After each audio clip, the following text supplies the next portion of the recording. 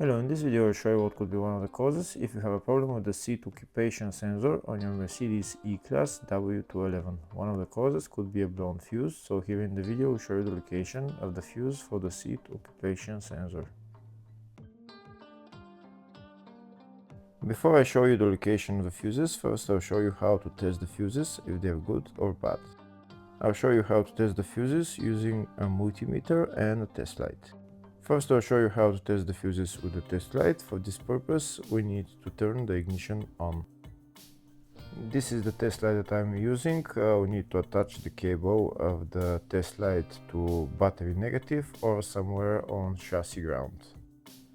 Then we're going to start testing the fuses with the test light. On the fuses there is two pins, so you can see them right there before the 30 and after the 30. There is two pins where we touch them with the test light, and if both pins light up, that means the fuse is good. If only one pin lights up, that means the fuse is bad. Sometimes none of the pins light up, that means that there is no power going to that fuse. Next, I'll show you how to test the fuses with a multimeter. This is what the fuse looks like. You can see that contact in the middle that is connecting to the two pins. This is the contact that shows if the fuse is good or bad. If the contact is burnt, that means the fuse is bad. If it's if it's connected, that means it's good. When we test the fuses, we should measure resistance with the multimeter. So when we turn the multimeter on, we should turn it to 20k ohms. When measuring the fuses, the resistance should be very close to zero. We'll start now testing each fuse.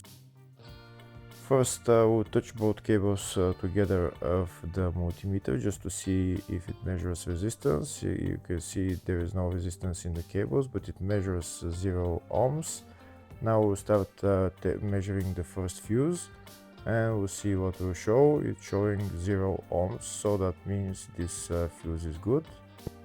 Next, to test the second fuse, it's showing 0 ohms, so that means that fuse is good. Now we'll test the third fuse.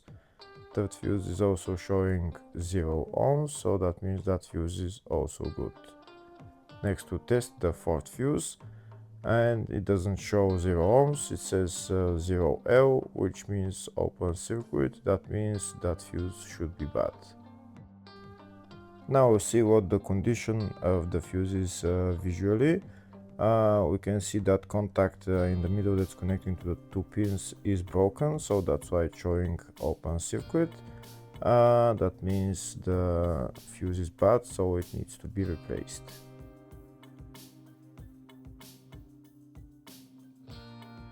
Next, I'll show you the location of all the main fuse boxes on this Mercedes E-Class W211.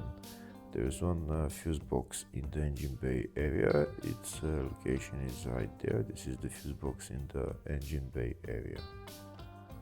You need to open this plastic cover, and then the fuse box is underneath.